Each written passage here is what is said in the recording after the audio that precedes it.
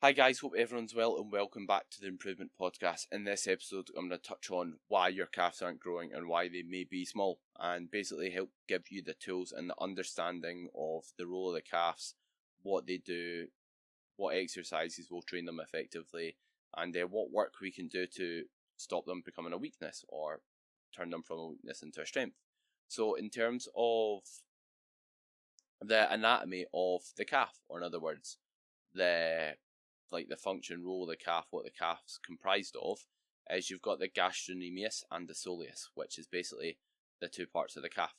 And you've got the gastrocnemius, which is a muscle that will join on to your foot and also cross the back of the knee, if that makes sense. So crosses the knee joint. And what that basically means is, see when a muscle will cross two joints, or see if it crosses the joint, it means it will most likely influence that joint. So your gastrocnemius, for example, if it crosses the ankle and the knee joint, that makes it a biarticular muscle. And I know this might sound a bit confusing, and I've just jumped into the episode straight away and I'm kind of rhyming off all these fancy words, but bear with me, I'll make sure to explain it so you understand. So a biarticular muscle just means it crosses two joints, which means it changes the length of the joints. Think about a good example is like your hamstring. Your hamstring, if you bend your knee, you feel a squeeze in your hamstring. But if you, let's say, or a better example is, let's say you touch your toes. When you're touching your toes to try and stretch your hamstrings, do you do it with your legs bent? No, you do it with legs straight. Why is that? The hamstring crosses the knee and the hip. Basically, if we want to stretch the hamstring, we need to have a straight knee and a bent hip. The calf muscle is somewhat similar. It crosses the ankle and the knee joint. And you've got another muscle called the soleus that basically doesn't. So that doesn't cross over the knee. And what that basically means is both of the muscles in your calf, because they both cross ankle, they'll both have a role in plantar flexion. In other words, doing like a calf raise or pushing your toe down. Whereas the gastrocnemius, which is the muscle that crosses the knee, that also aids in knee flexion, or in other words, it can bend the knee, like on a hamstring curl, for example. And the soleus is usually referred to as more of a slow twitch muscle group, which means it's comprised of more slow twitch muscle fibers, which are typically less responsive to muscle growth. And there's also the gastrocnemius, which I will refer to as the gastroc throughout this podcast, just so you're aware. So when I say the gastroc, that is meaning the gastrocnemius, just so we're on the same page, okay? And we've got, as for exercise selection, we want to consider when it comes to bringing up the calf. So as I touched on, we want to first, when we're working out exercise selection, know the role of each muscle group. And we know that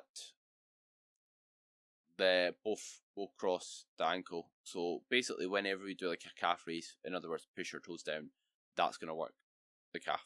There's more to it than that, of course, but when it comes to calf raises, leg curls will work your gastrocnemius or your gastroc, right? Because they cross over the knee. But I wouldn't think, oh, I'm training my calves, I want to bring up my calves, so do more leg curls. So we'll work them during leg curls, but leg curls aside, that's not probably something we'll pick from exercise selection, because although it works it, it's not going to be like the main mover, or it shouldn't be if you're doing it with good form, let's say. So the main bulk of your work when it comes to exercise selection for bringing up your calves should be a straight leg calf raise, in my opinion. And that could be doing like a standing calf raise, just any sort of calf movement with your knee bent where you feel stable and that you can progress over time. Because again, what makes any exercise effective is having a good amount of progressive runway, in other words, being able to progress it over time. And when it comes to like a straight leg variation, this is going to work our gastroc and our soleus. Whereas, see, when we do a seated calf raise, like on a machine, we shorten the gastroc being the part of the calf that's more responsive to muscle growth due to being more fast twitch, and as a result, since we don't work our gastroc as much due to it being shortened in length and not having as much leverage when we're doing a seated calf raise, the straight leg calf raise variation should be the bulk of our work ideally, because it will work both. It'll give you more stretch for basically both muscle groups, and especially the gastrocnemius, which is the more growth prone, you could say. So that should be the main movement we choose. And seated's not bad doing, like a seated calf raise. I just wouldn't rely on it. I just wouldn't make it all of your work for bringing up your calves. And as for what like a straight leg calf variation will look like, you can literally do it on whatever machine feels best. So anything with your knee straight. It could be a leg press. It could be doing a calf raise machine of some sort. It could be using a standing calf raise. Anything. Or it could be a Swift machine with like a step up block on it. My personal favourite is going to be just like a seated leg press, which is pin loaded. Why? Because on like a pin loaded leg press, it's easy to perform because you just need to adjust the pin. You don't need to load plates on the machine, making it more convenient. You're not worrying about stabilising your hip upwards. You're nice and stable at the hip because you're sat on the seat. So you don't need to worry about moving at the hip or keeping your lower back, your hips nice and still. The machine does that for you, and you just worry about keeping the knee straight. So there's less joints to manage.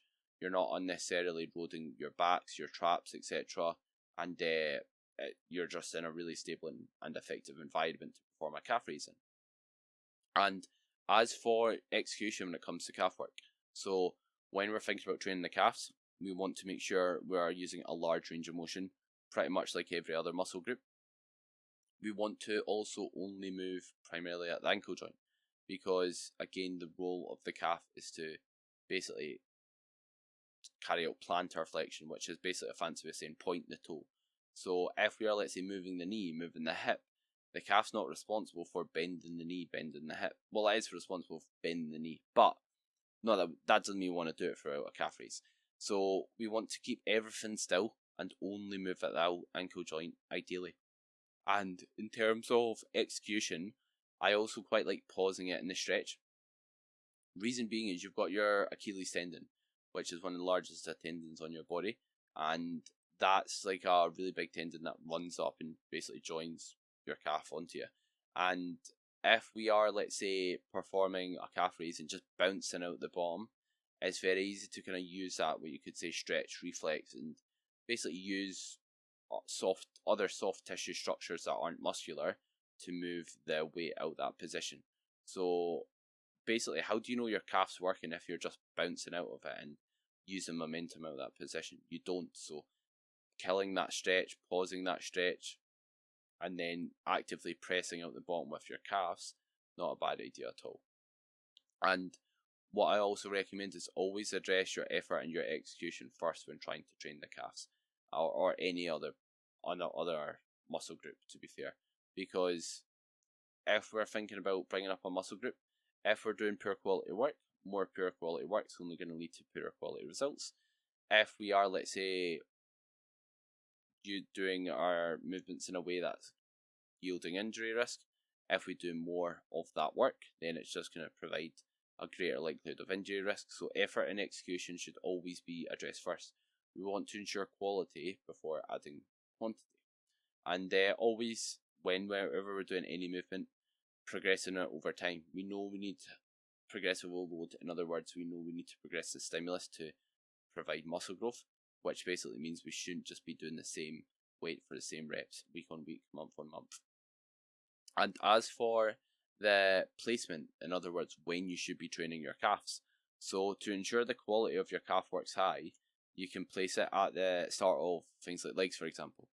What that can do is the benefits of that can be multifaceted. It can improve your mobility so that you get more out of your squat and your leg press, because you can get your knee further over your toe, allowing you to get more quad.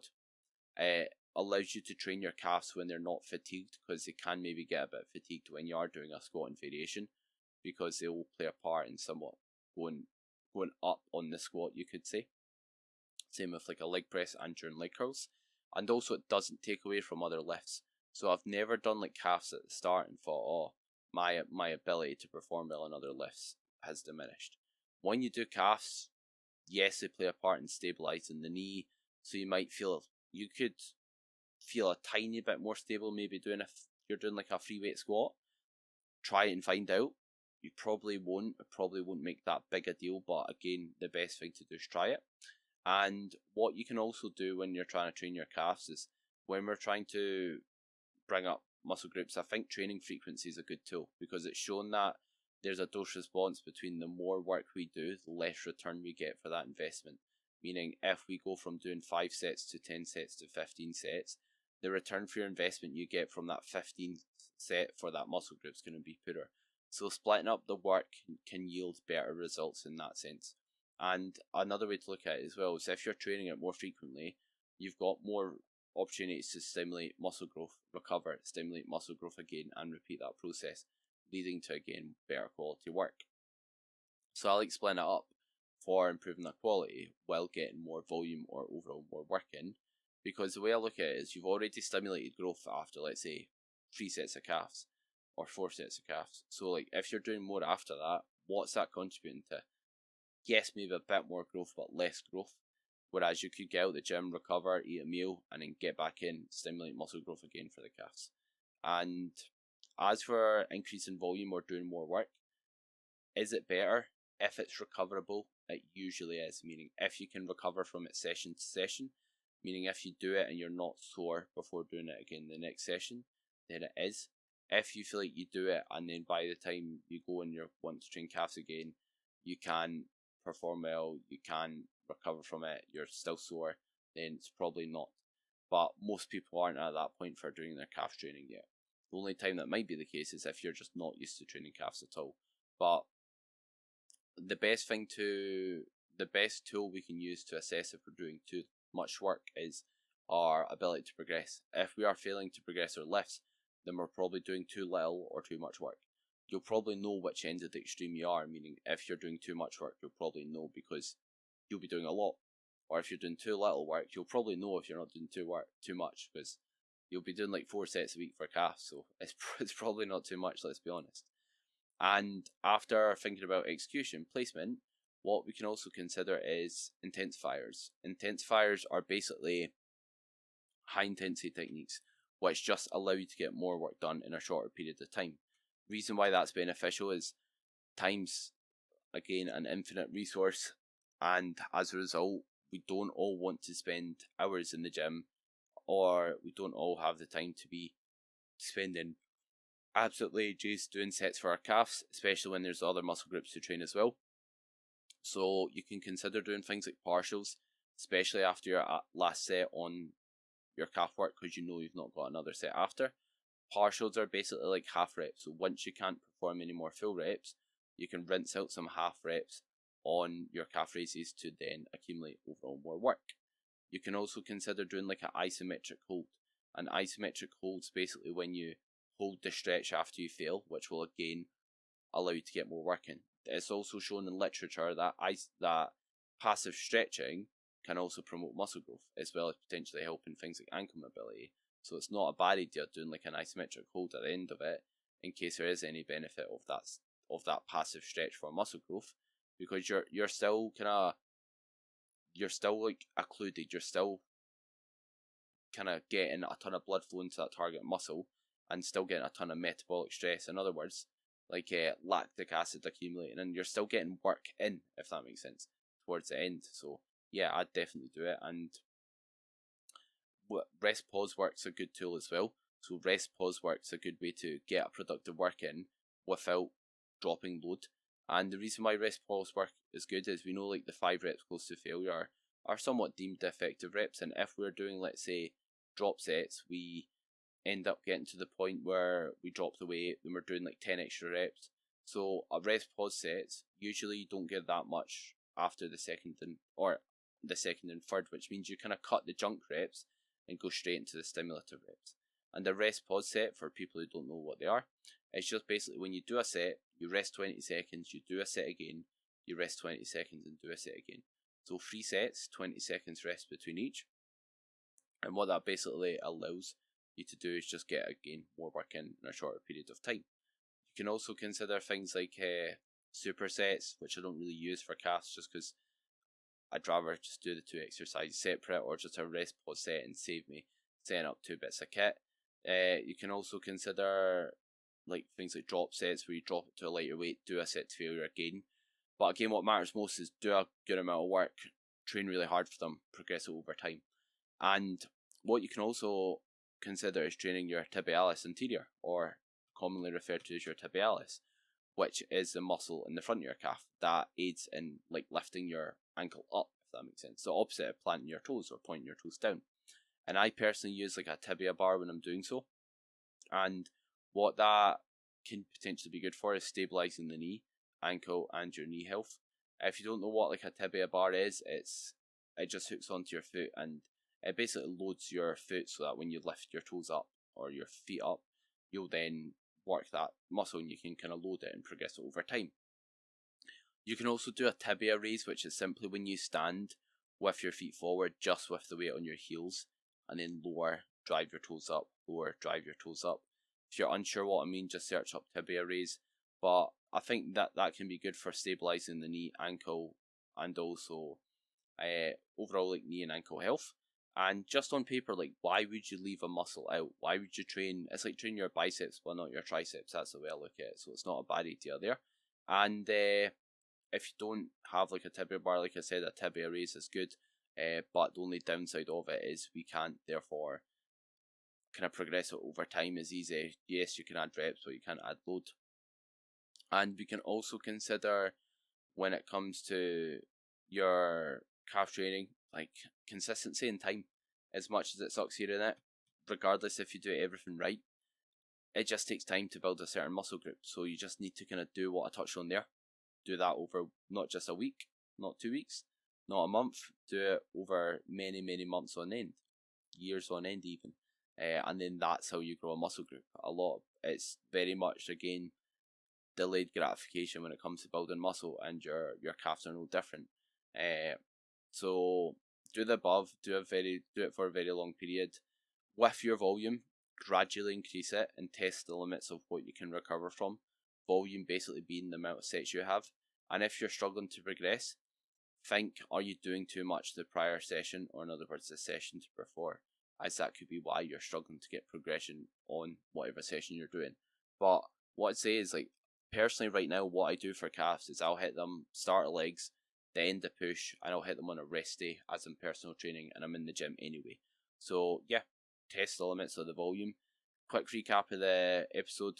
So the calves basically will help bend the knee and also straighten the ankle, you could say, to put it simple. Your best option is probably going to be straight leg calf raise variations, and make sure execution's bang on. You're placing it when you're fresh if you want to get the most out of it, and you're using intensity techniques and maybe training your tibialis or your tibia, and do that for a consistent period over time. And yeah, it's good kind of placing it on sessions that are a bit less demanding, like at the end or the start of a push day, so you get more quality work. Hope you enjoyed the episode. Any support's greatly appreciated, which means that if you did enjoy it, give it a share, give it a like, comment, and also share it on your Instagram story if you were listening or watching and you made it to the end.